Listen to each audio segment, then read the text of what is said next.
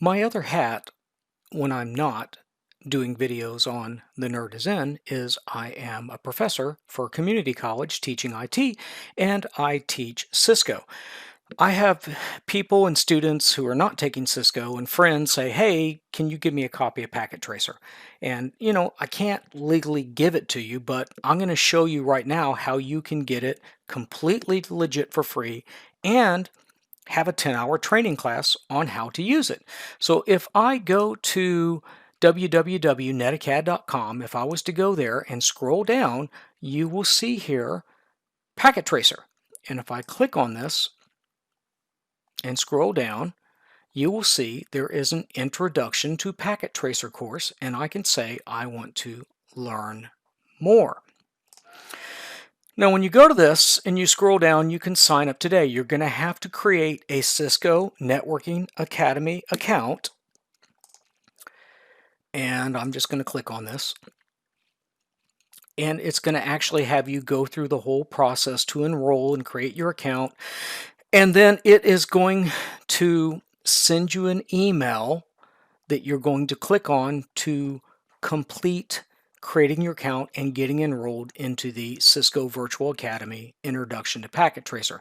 Now, I'm not going to show you all that on this screen, but what I am going to do is show you, once you're logged in, how you can then download Packet Tracer. So let me switch to a different screen here. So what I had to do was log into the Cisco Networking Academy, which is what you would do once you have created your account. And up here at the top, you're going to go to Resources, Packet Tracer Resources. Okay, and then once I'm on this screen, I can go to the Packet Tracer download page. Now, if you scroll down, you can see that they have a 32-bit version for Microsoft Windows, a 64-bit version for Windows, 64-bit version for Linux, and for Mac OS. And I want to get the 64-bit version for Windows, and I am going to save the file to a folder on my desktop. So I've got let's go to desktop, Cisco Packet Tracer. I'm going to save it right there. Now, once I've got it downloaded, then it's just a Windows install program, okay? Let me pause the video while we're waiting on this. So now I have successfully downloaded the installer, and you would just want to run the installer for Windows and go through the setup. You need admin rights. It's got the screen here where I have to tell it yes, and then it's going to say I accept the agreement and let it to install to the default location, Cisco Packet Tracer, and sure, create a desktop shortcut, install, and then it's going to go through the install process. So now that the install is finished, I can launch it or not, and I'll just say finish. And I do have a icon. Put it on the desktop. Of course, you can add it to your start menu, and it launched Cisco Packet Tracer. Of course, I can just launch it from the shortcut as well. Now, the first time you log into Cisco Packet Tracer, it's going to make you log in either with your Cisco ID you created or as a guest. But let's just create a little, very simple network while we're in Cisco Packet Tracer. So the first thing I need to do is come down here to Network Devices, and I want to switch, and I'm just going to put a 2960 switch here. Okay. Now, let's get a couple PCs to connect, so I'm going to come down to End Devices. I'm going to pick a PC here, and just to be different, I'll put a laptop over here. Now, just in case you're OCD, I'm going to definitely move these different distances and not put them at the same height. Now, I've got to cable these together.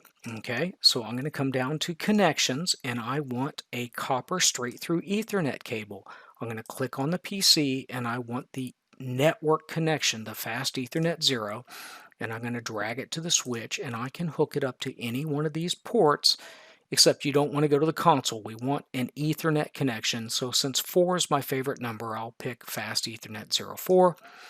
I'm going to click on straight through copper again for the laptop, say fast Ethernet, drag it to the switch, and just pick, I don't know, I'll pick port number 20. Now, these cables are hooked up, a Cisco switch will listen to the connections for about 20 or 30 seconds before they go live. That's why it's amber right now. That will turn green once we can transmit data. So you can speed that up if you want by coming down here to this fast forward button, but you see this one timed out, it's gone green now, and I can hit fast forward and that one became green. So that'll save you a little time. Now before I go any further, I'm going to come up here to Options, Preferences, and under Font I'm going to say I want my command line interface to be size 16. By default it's going to be size 8, but that's too small. I'm going to make that size 16, and I told it to make my tooltips size 14, and I also made the application size up to 14 points. Okay, so that's going to make everything larger. Now, for these PCs to be able to talk to each other, they have to have IP addresses. So I'm going to click on PC 0, and that's going to bring up all the settings for PC 0, and I'm going to go to Desktop, and I want to go to IP Config. So for IP config here, I'll just give this one the IP address 192.168.1.100 and hit my tab key, and it's put in a default subnet mask of 255.255.255.0, which is fine. So now I've set the IP address on this PC. I can close that window. I'll go to the laptop, do the same thing. I'm going to go to Desktop, IP config, and I need to give it a different IP address. And I'll make it 192, except I got a problem here. I hit commas instead of periods. So let me fix that real quick, because otherwise it would bitterly complain. And same subnet mask. Now, the subnet mask says that the first 3 numbers of that IP address are the network number. So this is on network 192.168.1, and it's computer 101. So that's the laptop, okay? The PC is on network 192.168.1, same subnet mask, but it's PC 100. So now we've given these 2 devices IP addresses, and by the way, you can move all these around to your heart's content.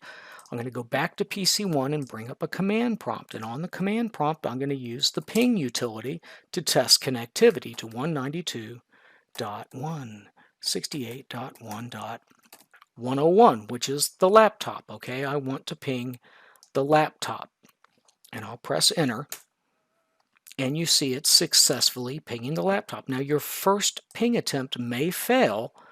That's normal. There's some stuff going on behind the curtains that I'm not going to explain here, but that ping worked, and of course if I brought the laptop up and closed out the IP config, brought up a command prompt, I should be able to ping back the other way, which is going to work because the desktop could ping the laptop, so the laptop is going to be able to ping the desktop 100. So my pings are working, everything's connected, everything's happy. If you're ever doing a packet tracer and you can't finish it, you can save exactly where you're at by file save or save as, and by default it's going to save stuff in the packet tracer folder, and I'm just going to save over the one I had before.